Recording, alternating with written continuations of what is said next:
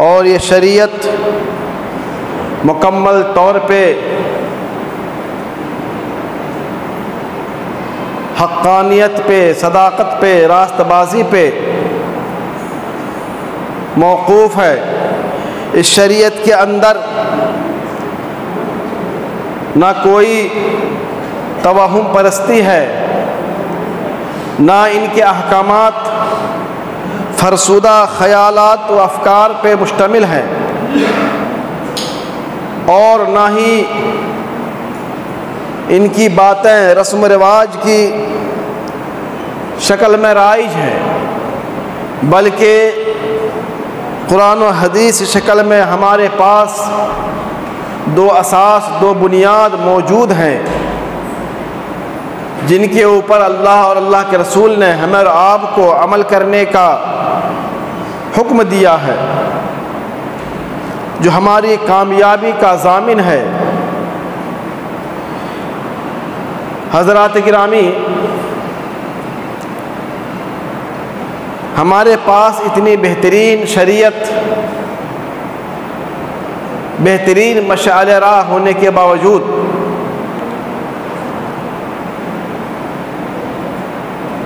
آج ہمارے اندر بہت سے ایسے افکار و نظریات اور خیالات موجود ہیں، پائے جاتے ہیں ہمارے سماج کے اندر، ہماری سوسائٹی کے اندر، ہمارے معاشرے کے اندر، جن کا تعلق نہ قرآن سے ہے، نہ حدیث سے ہے، نہ شریعت سے ہے، نہ دین اسلام سے ہے، بلکہ وہ تمام چیزیں شیطانی اعمال میں سے ہیں، اور وہ مذاہب جن کی بنیاد اوہام پرستی پہ ہے، توہم پرستی پہ ہے، ان سے وہ چیزیں ہمارے اندر در آئی ہیں، اور آج مسلمان ان چیزوں کو بھی مانتے ہیں، اور ان کا عقیدہ بھی غیر مسلموں کی طرح، ان کے خیالات، ان کے افکار، ان کے اعتقادات غیر مسلموں کی طرح ہو چکے ہیں۔ انہی میں سے انہی افکار و خیالات میں سے، اوہام پرستی میں سے، شرکیہ اور باطل عقائد میں سے ایک اہم چیز ہے، وہ ہے بدشگونی لینا، بدفعلی لینا۔ یہ چونکہ سفر کا مہینہ چل رہا ہے، اور یہ اسلامی کیلنڈر کا، اسلامی سال کا دوسرا مہینہ ہے۔ پہلا مہینہ جو گزرا محرم الحرام کا تھا، یہ دوسرا مہینہ سفر ہے۔ بڑے ہی افسوس سے کہنا پڑتا ہے کہ آج ہمارے مسلمان بھائی ہمارے گھروں کے اندر، ہمارے سماج کے اندر اس مہینے کے تعلق سے ایسے نظریات موجود ہیں کہ جن کا تعلق نہ تو قرآن سے ہے، نہ حدیث سے ہے، نہ صحابہ کے معمولات سے ہے، ان کے اعمال سے ہیں، نہ ان کے طریقے سے ہے۔ اس مہینے کے تعلق سے آج ہمارے سماج کے اندر بھی زمانہ جاہلیت کی طرح یہ عقیدہ موجود ہے کہ یہ مہینہ نحوست والا مہینہ ہے، یہ سفر کا مہینہ برکت سے خالی مہینہ ہے، یہ مہینہ اللہ کی رحمتوں سے، اللہ کی نوازشوں سے، خیر و برکت سے یہ مہینہ خالی ہے۔ اس مہینے کے اندر کوئی بھی اچھا کام انجام نہیں پا سکتا ہے۔ مکمل طور پہ یہ مہینہ فیوز و برکات سے، خیر و برکات سے کیا ہے؟ خالی ہے۔ اسی لیے بہت سے لوگ اس مہینے کے اندر اچھا کام کرنا پسند نہیں کرتے ہیں، شادی بیاہ کرنا پسند نہیں کرتے ہیں، مکان بنانا پسند نہیں کرتے ہیں، دکان کی اوپننگ کرنا پسند نہیں کرتے ہیں۔ اس طریقے میں شمار چیزیں ہیں وہ اس مہینے کے اندر کرنا پسند نہیں کرتے ہیں۔ کیوں؟ کہ ان کا عقیدہ ہے کہ یہ مہینہ ان مہینوں میں سے، ان ایام میں سے ہے کہ جو برکت سے خالی ہے، جو منحوس مہینہ ہے، نحوست والا مہینہ ہے۔ تو میرے بھائی، جیسا کہ میں نے کہا، اللہ نے جو شریعت ہمیں دی ہے وہ دنیا کی سب سے بہترین شریعت ہے۔ اور ہماری شریعت کے اندر خیر ہی خیر ہے، اور ہمیں کس چیز کو شر کہنا ہے، کس کو خیر کہنا ہے، اس کا دار و مدار، اس کی کسوٹی، اس کا میزان، اس کا معیار، اس کی پہچان ہمیں کہاں سے ملے گی؟ قرآن و حدیث سے ملے گی، اللہ اس کے رسول کے فرمودات اور فرامین سے ملے گی۔ جبکہ شریعت کے اندر یہ واضح اعلان ہے اللہ کے نبی کا، خود اللہ تعالیٰ کا، کہ اللہ کیا نہ کوئی دن منحوس ہے، نہ کوئی مہینہ منحوس ہے، نہ کوئی گھڑی منحوس ہے، نہ کوئی لمحہ منحوس ہے، نہ کوئی وقت منحوس ہے، نہ کوئی پہر منحوس ہے، نہ کوئی سال منحوس ہے۔ اور منحوس کیسے ہو سکتی ہے؟ اللہ فرماتا ہے تسبح له السماوات السبع والارض ومن فیہن، اس کائنات کے اندر جو ہم دیکھ رہے ہیں، آسمان، نیلگو آسمان، اللہ فرماتا ساتوں آسمان، 7 آسمان ہے، طبق در طبق 7 آسمان ہے، ساتوں آسمان اللہ تعالیٰ کا تسبیح، اللہ تعالیٰ کی تسبیح بیان کرتا ہے، 7 آسمان۔ اور پھر اللہ فرماتا والارض ومن فیہن، آسمان کے ساتھ ساتھ یہ زمین بھی اللہ کی تسبیح بیان کرتی ہے، اور زمین کے اندر جتنی چیزیں ہیں مخلوقات کی شکل میں، چاہے جاندار ہوں، بے جان ہوں، جمادات ہوں، حیوانات ہوں، کیڑے مکوڑے ہوں، حشرات الارض ہوں، تمام چیزیں، پیڑ پودے، ندی نالے، شجر حجر، تمام چیزیں اللہ کی تسبیح بیان کرتی ہیں۔ زمین کے اندر جتنی چیزیں ہیں تمام تمام اللہ کی تسبیح بیان کرتی ہیں۔ اور اللہ فرماتا وَإِن مِّن شَيْءٍ إِلَّا يُسَبِّحُ بِحَمْدِهِ، پھر آگے اللہ نے فرمایا کہ اس کائنات کے اندر آسمان سے لے کے 7ویں آسمان سے لے کے 7ویں زمین کی تہ تک جتنی چیزیں اللہ نے پیدا کی ہیں، تمام کی تمام چیزیں اللہ کی تسبیح بیان کر رہی ہیں، اللہ کی حمد و ثنا میں لگی ہوئی ہیں۔ وَلَٰكِن لَّا تَفْقَهُونَ تَسْبِيحَهُمْ، اے لوگو لیکن تم ان کی تسبیح کے انداز کو، طریقے کو سمجھ نہیں سکتے ہو۔ وہ اللہ ہی جانتا ہے کہ پہاڑ کس انداز میں اللہ کی تسبیح کر رہا ہے، یہ ندیاں کس شکل میں اللہ کی تسبیح بیان کر رہی ہے، یہ درخت کس شکل میں اللہ کی تسبیح بیان کر رہی ہے، یہ کیڑے مکوڑے، شجر حجر، ندی نالے، پیڑ پودے، زمین و آسمان، تمام چیزیں اللہ کی تسبیح بیان کر رہی ہیں، اور ان کی تسبیح ہم سمجھ نہیں سکتے ہیں۔ کون سمجھے گا؟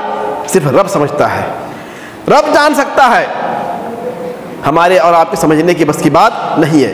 تو جو چیز اللہ کی تسبیح بیان کرتی ہو، جو اللہ کی حمد و ثنا بیان کرتی ہو، جو اللہ کے گنگان کرتی ہو، جو اللہ کی تعریف میں مشغول ہو، جو اللہ کی بڑائی میں مشغول ہو، وہ چیزیں کیسے منحوس ہو سکتی ہیں؟ وہ چیزیں کیسے منحوس ہو سکتی ہے؟ تو شریعت نے ہمیں ایک پیغام دیا ہے، اللہ نے ہمیں ایک سبق دیا ہے کہ اللہ کے نزدیک، اللہ کے مخلوقات میں سے کوئی چیز منحوس نہیں ہے، منحوس نہیں ہے۔ اور اللہ نے فرمایا وَجَعَلْنَا اللَّيْلَ وَالنَّهَارَ آیَتَيْنِ، کہ ہم نے زمین و دن اور رات کو ہم نے 2 نشانیوں کی شکل میں بنایا ہے، اللہ کی 2 نشانیاں ہیں۔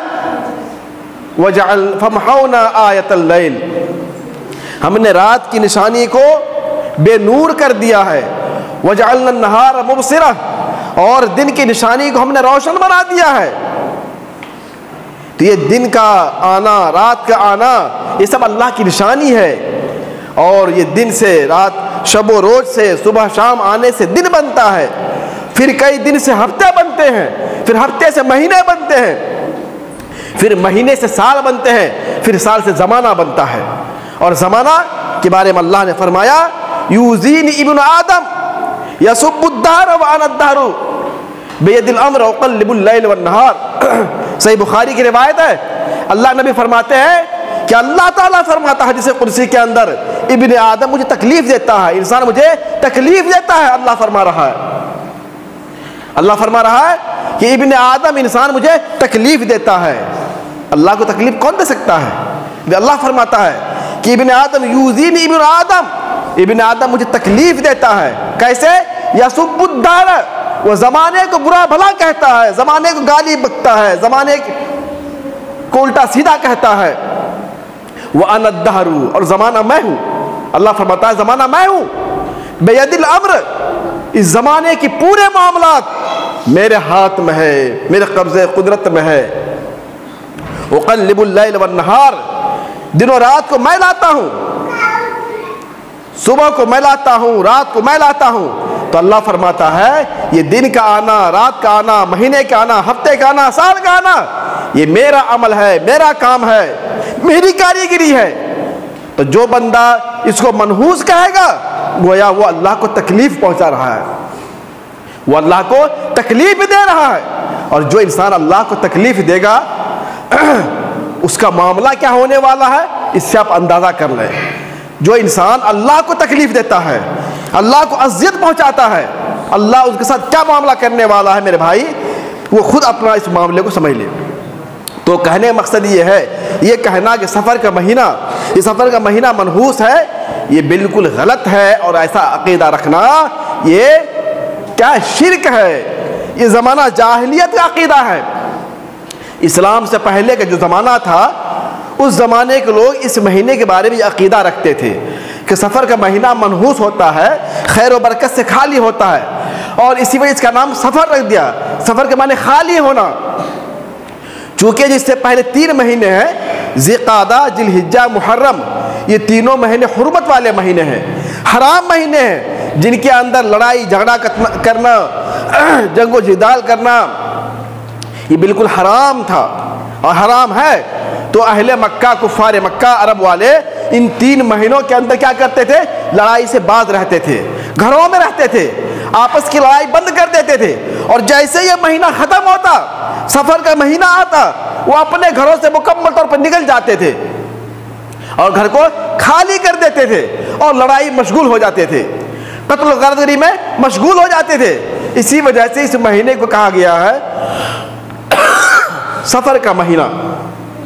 سفیر المکان، جگہ کا خالی ہونا، گھر کا خالی ہونا، اسی وجہ اس مہینے کو سفر کہا گیا ہے. اور زمانہ جاہلیت میں چونکہ اس مہینے کے اندر بڑے لڑتے تھے وہ لوگ، ایک دوسرے سے خون بہاتے تھے، تو وہ لوگ سمجھتے تھے یہ مہینہ منحوس مہینہ ہے. یہ مہینہ کیا ہے؟ یہ مہینہ منحوس مہینہ ہے، چونکہ اس مہینے کے اندر لوگوں خون زیادہ بہتا ہے، قتل و غارت گری ہوتی ہے، ایک دوسرے پہ ظلم ہوتا ہے. تو وہ لوگ عمل خود کرتے تھے اور دوست کس کو دیتے تھے؟ اس مہینے کی طرف نسبت کرتے تھے. ان قتل و غارت گری کی، ان تباہیوں کی نسبت اس مہینے کی طرف کرتے تھے. تو یہ عقیدہ زمانہ جاہلیت میں مشرکین کا تھا، کفاروں کا تھا. جب اللہ کے نبی صلی اللہ علیہ وسلم نبی ہو کے مبعوث ہوئے، دنیا میں تشریف لائے، آپ نے عقیدہ دیکھا تو آپ نے اعلان فرما دیا. آپ نے کیا فرما دیا؟ اعلان فرما دیا کہ لا عدوى ولا طیر ولا ہام ولا سفر. لوگوں سنو، نہ کوئی بیماری متعدی ہے، نہ کسی بیماری کے اندر یہ تاثیر ہے، یہ قوت ہے کہ خود سے کسی کو لگ جائے، اور بدشگونی لینا بھی جائز نہیں ہے. بدشگونی لینا، بدفعلی لینا یہ درست نہیں ہے. ولا سفر، اور سفر کا مہینہ بھی منحوس نہیں ہے. یہ اللہ نبی نے اعلان کر دیا تھا، لا عدوى ولا طیر ولا سفر، کہ نہ بیماری متعدی ہے، نہ بدشگونی لینا جائز ہے، اور نہ ہی سفر کے مہینے کو حرام سمجھنا جائز ہے. ولا ہام، اور ایک عقیدہ اور سے زمانہ جاہلیت میں جو عقیدہ ہمارے اندر بھی آج موجود ہے، وہ کیا؟ الو کا بولنا. الو کا بولنا، الو ایک پرندہ ہے جن کو لوگ منحوس سمجھتے ہیں. اگر کسی رات میں کسی کے گھر کے اوپر آ کے، چھت کے اوپر آ کے الو بولنے لگے تو لوگوں کا یہ عقیدہ پہلے زمانے میں بھی تھا، زمانہ جاہلیت میں. وہ عقیدہ اب بھی ہمارے سماج کے اندر موجود ہے. اگر الو رات میں بول دے، کسی گھر میں آ جائے، تو سمجھتے ہیں کہ اس گھر میں کوئی مصیبت آنے والی ہے. الو کے بولنے سے، الو کے بیٹھنے سے بدفعلی لیتے ہیں، بدشگونی لیتے ہیں. تو اللہ نبی نے فرمایا ولا ہام، یہ الو کا بولنا، گھر پہ آنا، الو کا دکھنا، یہ بدشگونی نہیں ہے، یہ منحوس نہیں ہے. پھر اللہ نبی نے فرمایا ولا نوء. اسی طریقے سے بارش کو طلب کرنا، بارش کے ہونے کو عقیدہ رکھنا کہ یہ بارش فلاں ستارے کی بنا پر بارش ہو رہی ہے، فلاں ستارہ فلاں منزل پہنچ گیا تب بارش ہو رہی ہے، یہ عقیدہ رکھنا بھی کیا ہے؟ بدشگونی ہے، بدفعلی ہے۔ اور پھر اللہ نے فرمایا ولا غول، غول کا عقیدہ رکھنا بھی کیا ہے؟ یہ بدشگونی ہے، بدفعلی ہے۔ غول مطلب بھوت پریت کا عقیدہ رکھنا، بھوت پریت کا عقیدہ رکھنا ہمارے سماج کے اندر بھی ہے۔ کہتے ہیں کہ بھوت گاؤں میں گھومتا ہے، فلاں آدمی مر گیا، اس کی آتما بھٹک رہی ہے، اس کی آتما کو شانتی نہیں مل رہی ہے، آتما اس کا بھوت بن کر کے بھٹک رہا ہے۔ یہ عقیدہ ہے کہ نہیں ہے؟ تو اللہ یہ عقیدہ زمانہ جاہلیت کے اندر بھی تھا اور یہ عقیدہ ہمارے اندر بھی ہے۔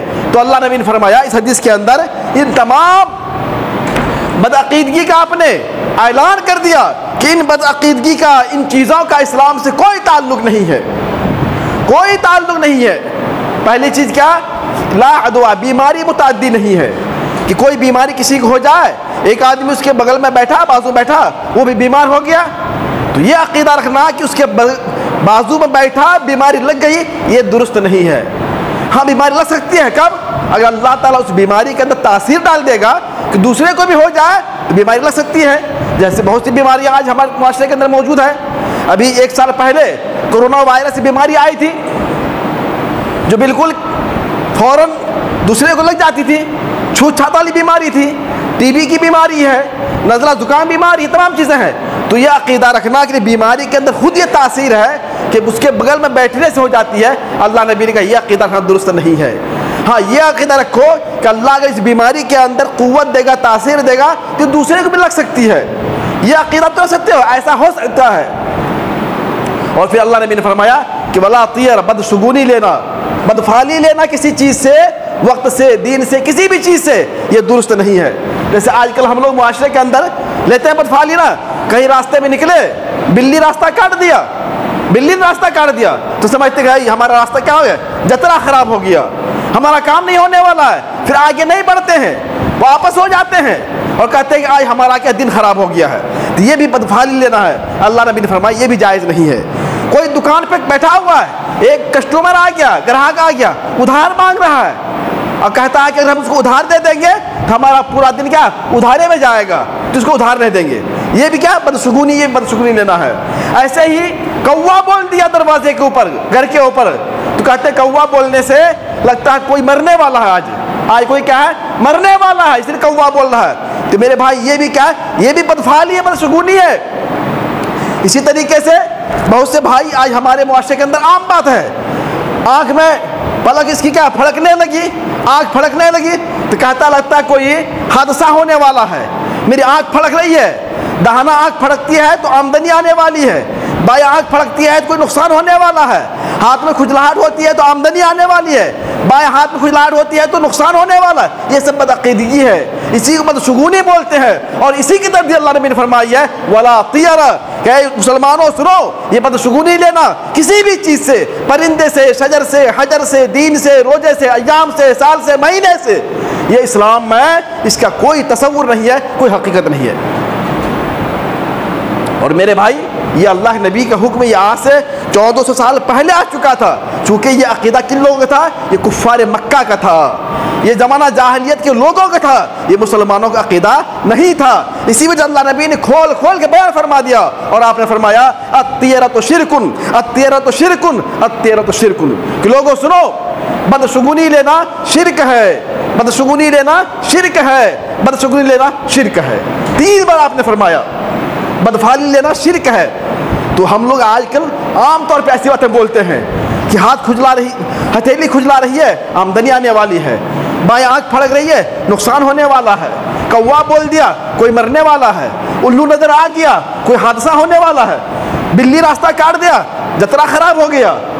تو میرے بھائی ایسا عقیدہ رکھنا یہ کسی بھی صورت میں جائز نہیں ہے، اور ایسے عقیدہ رکھنے سے آپ شرک کے مرتکب ہو جائیں گے، شرک کے دائرے میں پہنچ جائیں گے۔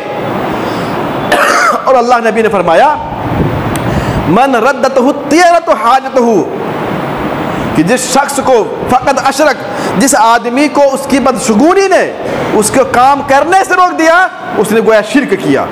مثلا آپ کوئی کام کرنے جا رہے ہیں، بلی نے راستہ کاٹ دیا، آپ نے وہ کام چھوڑ دیا، اب کام نہیں کریں گے، آگے نہیں بڑھیں گے، تو اللہ نبی نے فرمایا کسی بنا پر کوئی کام کسی بدشگونی کی بنا پر آدمی چھوڑ دیتا ہے، گویا وہ کیا شرک کر رہا ہے، کیونکہ نفع نقصان کا مالک کون ہے؟ اللہ تعالیٰ ہے۔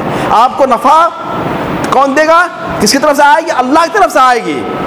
نقصان بھی کہاں سے آئے گی؟ اللہ کی طرف سے آئے گی۔ اور ایک مشہور حدیث ہے اللہ کے نبی کی، وَعْلَمْ أَنَّ الْأُمَّةَ لَوْ اجْتَمَعَتْ عَلَىٰ أَن يَنفَعُوكَ، آپ نے خطاب کر کے کہا اے لوگوں سنو، پوری دنیا کے لوگ مل کر کے، آپ نے عبداللہ بن عباس اپنے بھائی سے کہا تھا کہ اے ابن عباس سنو، پوری دنیا کے لوگ مل کے اکٹھے ہو جائیں کس بات پہ؟ عَلَىٰ أَن يَنفَعُوكَ بِشَيْءٍ، تمہیں فائدہ پہنچانے کے لیے، تمہیں فائدہ پہنچانے کے لیے، لَمْ يَضُرُّكَ إِلَّا مَا كَتَبَ اللَّهُ لَكَ، تو تمہیں اتنا ہی فائدہ پہنچائیں گے وہ لوگ جتنا اللہ نے تمہارے حق میں لکھ دیا ہے۔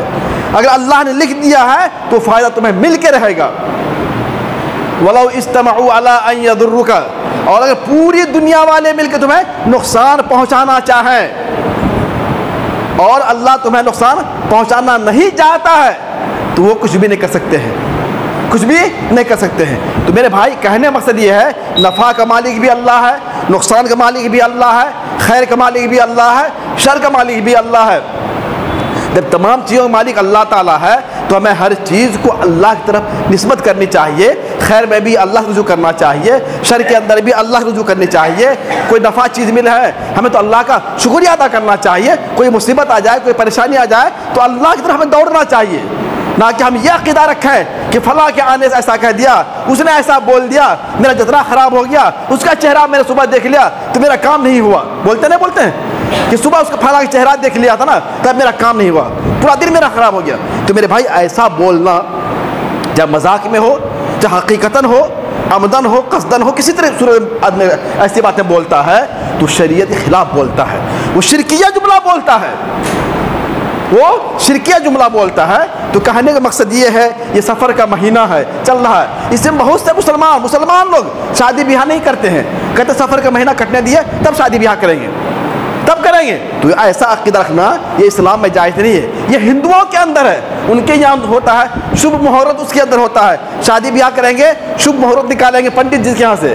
اگر پنڈت جی کہہ دے گا کہ آپ کے بیٹا بیٹی کی شادی کے لیے شبھ مہورت کون سا ہے؟ رات کے 12 بجے ہے، رات کے 1 بجے ہے، تو ایک ہی میں شادی کریں گے، وہ دن میں شادی نہیں کر سکتے ہیں، وہ ان کا یہ عقیدہ ہے۔ ہمارے ایسا کوئی عقیدہ نہیں ہے، ہمارے یہاں دن ہو، صبح ہو، رات ہو، کسی بھی ٹائم ہو، سب برابر ہے۔ اللہ کا نام لے کے کام کیجئے، نفع نقصان کا مالک اللہ تعالیٰ ہے، فائدہ دینے والا اللہ تعالیٰ ہے، نقصان دینے والا اللہ تعالیٰ ہے۔ پوری دنیا مل کے اگر آپ کو نقصان پہنچانا چاہے اور آپ کا رب آپ کے ساتھ نقصان کا ارادہ نہیں کیا ہوا ہے تو پوری دنیا کی طاقت آپ کا بال بیکار نہیں کر سکتی ہے۔